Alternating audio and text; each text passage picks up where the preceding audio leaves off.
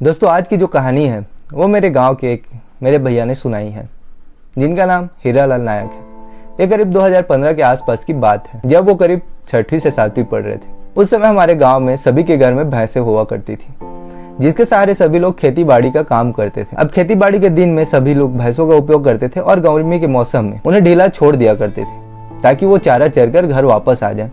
ऐसी रोज का शेड्यूल था कि उन्हें रोज ढीला छोड़ दिया जाता था ताकि वो चारा चरकर अपना पेट भरकर घर वापस आ जाए। कई दिन वो वापस नहीं आती थी, जिसके बाद सभी मिलकर उन्हें लेने के लिए जाया करते थे। ऐसे एक बार होता है कि भैंसें घर वापस नहीं आती और सभी कोई ना कोई बाजार जाया रहता है, कोई गांव गया होता है। सभी लोग अपने अपने काम में बिजी थे। बच गए थे एक भैया, उनका नाम था हीरालाल नायक। अब वो सोचते हैं कोई नहीं है तो आज चलो मैं चले जाता हूँ इन्हें लेने। तो करीबन शाम के करीब 6 बज रहे थे, तब ये घर से निकले। इनके हाथ में एक बटन वाला मोबाइल था, जिसमें एक छोटा सा टार्च था। आपको मालूम होगा उस समय बटन वाला मोबाइल चलता था, जिसमें एक छोटा से टार्च के सहारे में ये उन भैंसों को ढूंढने के लिए निकल पड़ते हैं। हमारे गांव में एक बांध है, ये वहां पर पहुंच जाते हैं क्योंकि भैंस लोग अक्सर पानी का सहारा ज्यादा लेते हैं। पानी में डूबना उनको मजा आता है, तो ये सोचे कि बांध पे उन लोग गए होंगे। तो ये बांध पर पहुंचते पहुंचते इन्हें 6:30-7 बज जाते हैं। वहां पर पहुंचते तो इन्हें कुछ दिखाई देता है धुंधला सा, तो ये आवाज लगाते हैं कि अगर भैंस होगी तो पानी से बाहर आ जाएंगी। तो ये लगातार आवाज 10 से 15 मिनट तक लगातार आवाज लगाते रहते हैं, पर वहां से कोई बाहर नहीं आता क्योंकि वो भैंस था ही नहीं। इन्हें वहम था कि वहां पे भैंस है, पर वहां पर था कोई और। तो ये पास में जाकर देखते हैं तो वहां पर कुछ नहीं रहता। तो ये वापस मेड़ पर आ जाते हैं। मेड़ मतलब बांध पर बना हुआ पुल, बांध पर एक मेड़ बना हुआ था, वहां पर आ जाते हैं। अब रात धीरे धीरे गहरी होती जा रही थी। रात 7:30 के आसपास हो रहा था। तब इन्हें महसूस होता है कि रात अब बढ़ रही है और इन्हें लेने के लिए और कोई नहीं आएगा, मैं अकेला हूँ। तो ये सोचते हैं अब चलो घर की तरफ जाया जाए। तो ये अपने बटन वाले मोबाइल का टॉर्च ऑन करते हैं। थोड़ा देर मेड़ पर चलते हैं।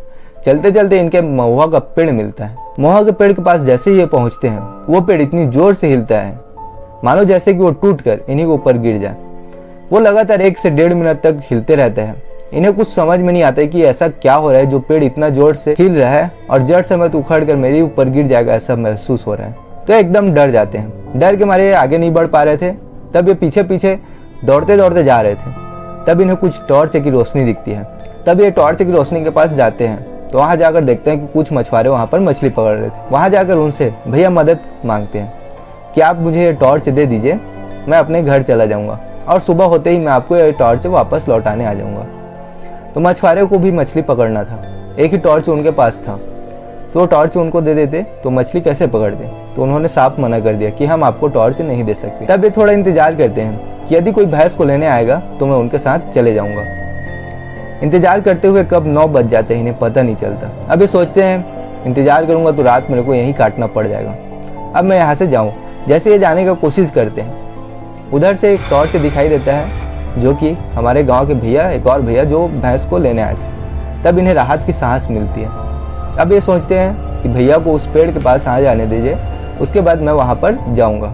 जैसे वो भैया पेड़ के पास पहुँचते हैं, ये दौड़ते हुए उनके पास पहुँच जाते हैं। दौड़ते दौड़ते इनका मोबाइल गिर जाता है। अब रात के अंधेरे में मोबाइल गिर जाता है। तब ये हाथ से ऐसे हिला हिलाकर उस मोबाइल को ढूंढते हैं और उसे पकड़कर मोबाइल का बैटरी लगाते हैं। अब वो भैया के पास पहुँचते हैं और उन भैया को सभी बातें बताते हैं कि ये पेड़ इतनी जोर से हिल रहा था, मेरे ऊपर गिर जाता है, ऐसा ऐसा करके पूरी कहानी वो भैया को बताते हैं।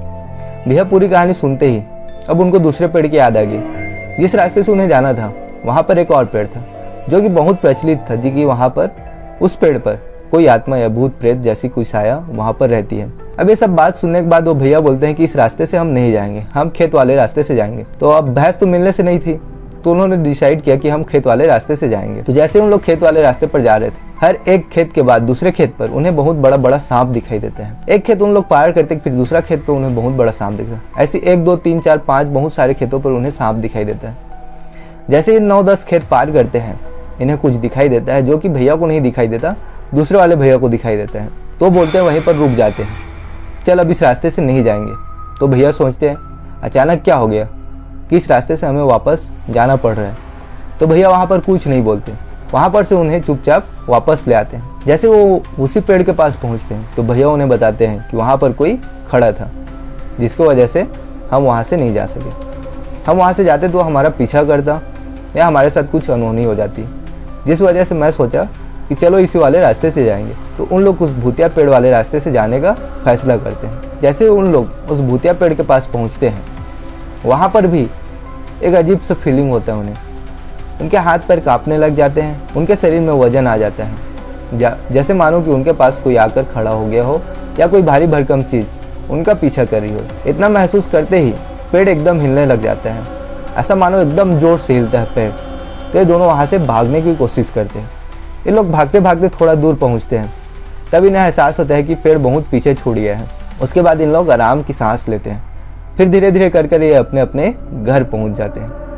अब सोचो रात को 9 बजे ऐसा हादसा होता है जो कि उन्हें ज़िंदगी भर याद रहता है। ये बात 2015 की है।